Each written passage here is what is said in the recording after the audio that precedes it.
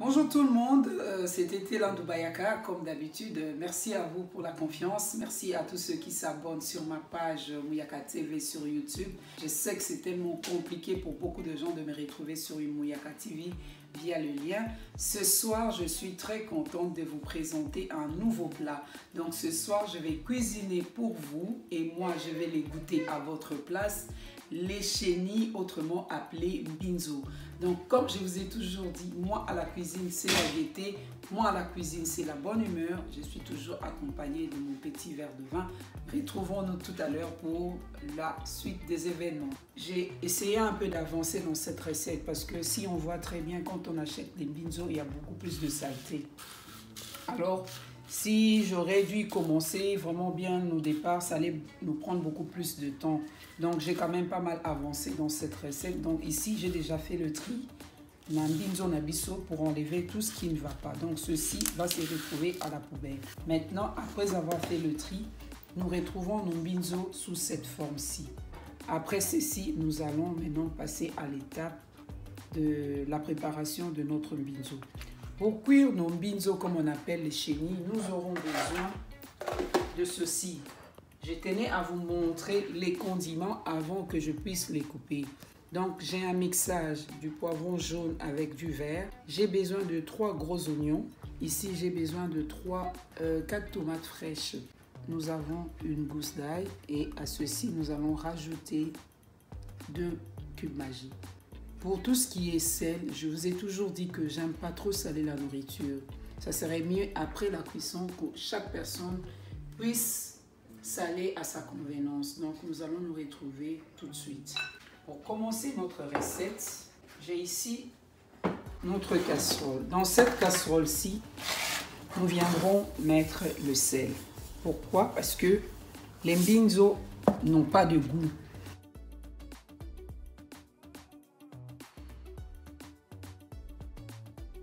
Après avoir mélangé nos binzo avec le sel, nous venons ajouter de l'eau. Pourquoi nous mettons de l'eau dans notre préparation? Une demi-heure plus tard, voilà, nos chenilles, elles sont bien détendues. Donc par rapport à avant, là on voit très bien que nos chenilles sont bien détendues. Donc voilà. Par contre, on va jeter cette eau-là et on va passer au nettoyage de nos chenilles.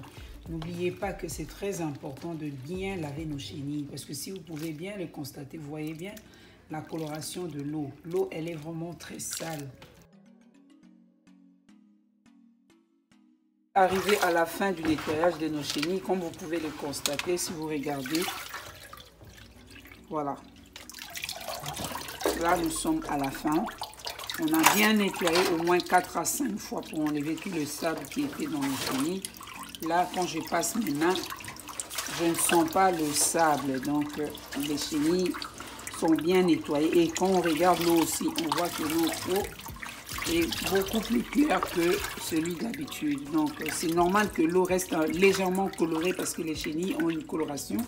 Mais on ne peut pas avoir de l'eau de couleur noire. Donc si c'est trop noir, ça signifie que c'est encore la saleté. Ça signifie que c'est encore la braise avec laquelle on a utilisé pour griller nos chenilles avant.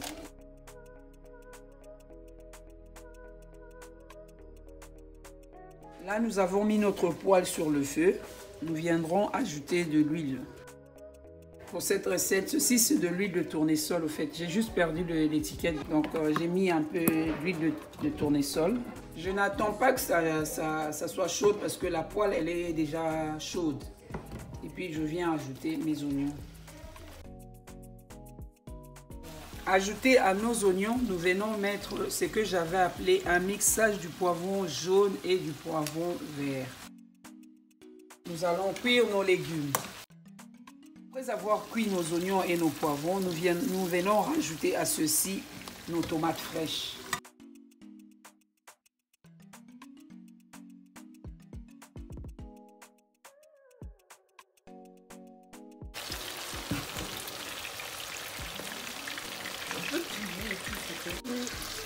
Voici arrivé à la fin de la cuisson de nos légumes.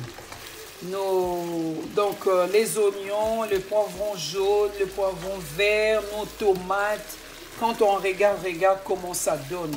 Ça donne super bien. Donc nos légumes sont vraiment bien cuits là. Elles sont vraiment délicieuses. On peut le manger même avec du pain. On peut le manger avec tout ce qu'on veut avec de la viande. Donc à ceci, nous venons rajouter nos chenilles. À ceci, je viens râper de l'ail. Voici arrivé à la fin de la cuisson de nos mbinzo, comme j'avais dit. Donc voilà, ça se présente comme ceci. Donc mbinzo ya okalinga, elengi makasi. Donc voilà, aussi ici. À ceci, nous n'avons même pas ajouté d'eau. Mbinzo ici, yemoko mainaye et puis le poivron, les tomates, les oignons, ils acapent dans le sucre naturel. Donc on peut ici.